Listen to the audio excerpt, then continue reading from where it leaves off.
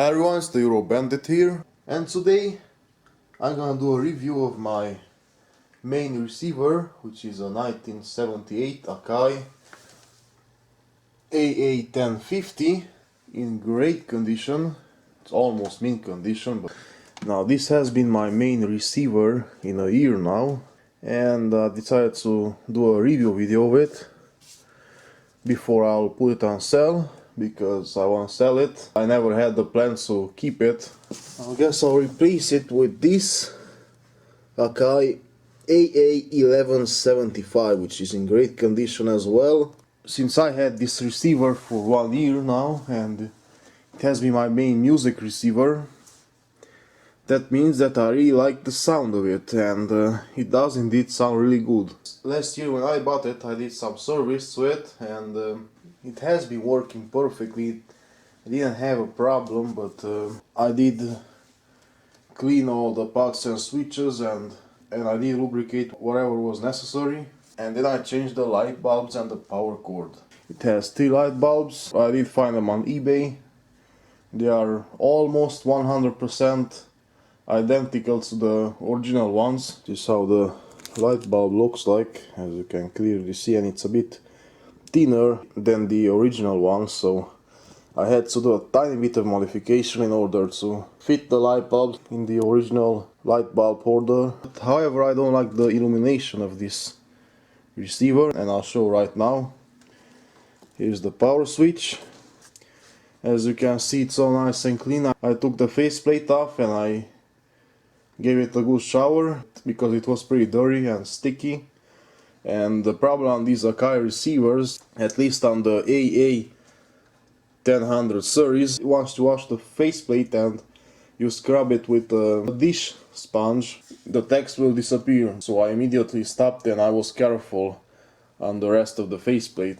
The power text has disappeared, and the S from the phones disappeared as well, but there's nothing I can do. I wrote the power text with a pencil just for fun, but I guess I'll pretty much remove that. So keep in mind when you're gonna wash the faceplate of your AKAI 1000 series, because the text might disappear, and it might be the same on the 1100 series as well. Anyway, here's the power switch.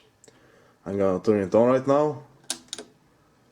As you can see, this is how the illumination system works. It has 2 light bulbs on the tuning scale and 1 light bulb which lights up these 2 meters, the signal and the tuning meter. These are indeed real LEDs. The AFC, FM stereo and the source indicators are all LEDs. You don't need to get these replaced because they will last pretty much forever.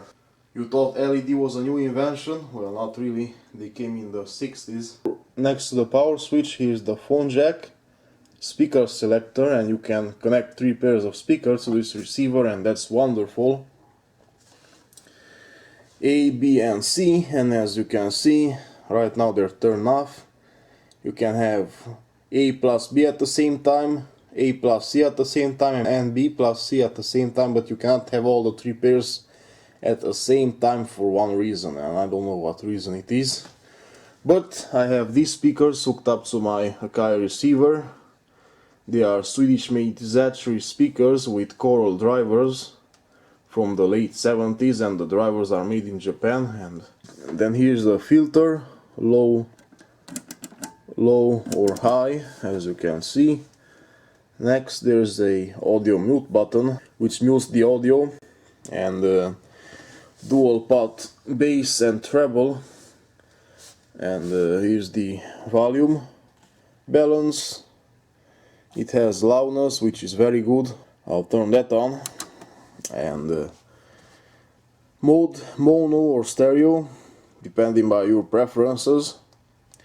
FM muting, and here's the lever adjustment for the FM muting. Tape monitor, 1 or 2. And here's the selector, FM mono AM. If you select auto, then it's gonna be FM stereo, phono 1, phono 2 and aux, as you can clearly see. You can hook up 2 turntables to this receiver, and of course here's the tuning knob. Some people say that Yamaha came with this design, but I don't know. I'm not sure about that. This is how the cover looks like. It's beautiful. This is pure wood veneer on the cover. It's no wrap on the cover whatsoever. It's just high quality wood veneer. As I mentioned earlier, the sound of this receiver is excellent. I like it. The only thing that is missing is the adjustment for the mid-range. Radio is good as well. I never listened to radio, but I did try it out and the sound was excellent and the reception was great as well. Believe it or not, this is what I use for the FM antenna and it's enough to receive all the stations. This receiver has 50 watts per channel into 8 ohms and I'm telling you, those are 50 real watts, because back in the 70s they didn't lie about the watts as they did later. So 50 watts back then is pretty much like 1000, at least 1000 watts right now. Here's how the back side looks like. And I told you this cover is pure wood and it has wood veneer on it, and take a look at it, it's pure quality. Pure 70s Japanese quality. Antenna connection, source inputs, phono 1, phono 2, aux, tape 1 and tape 2.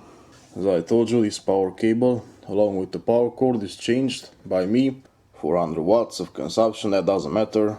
A, B and C, as you can clearly see. And if you connect a pair of speakers, it can take 4 up to 16 ohm speakers, but if you want to connect two pair of speakers and use them at the same time, they need to be at least 8 ohms, as you can clearly see.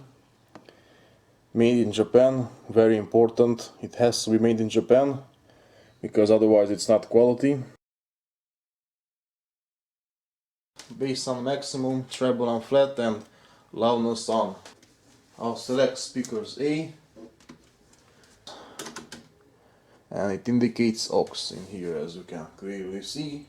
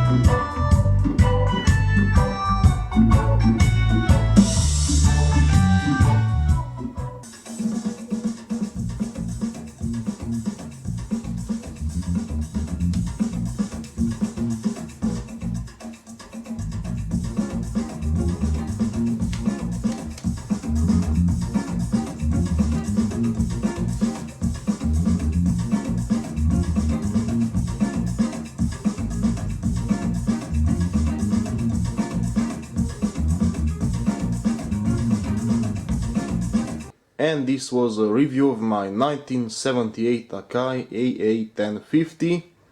Hope you enjoyed it. If you did, why not? Thumbs up, comment, subscribe, and I'll see you next time. Cheers and beers.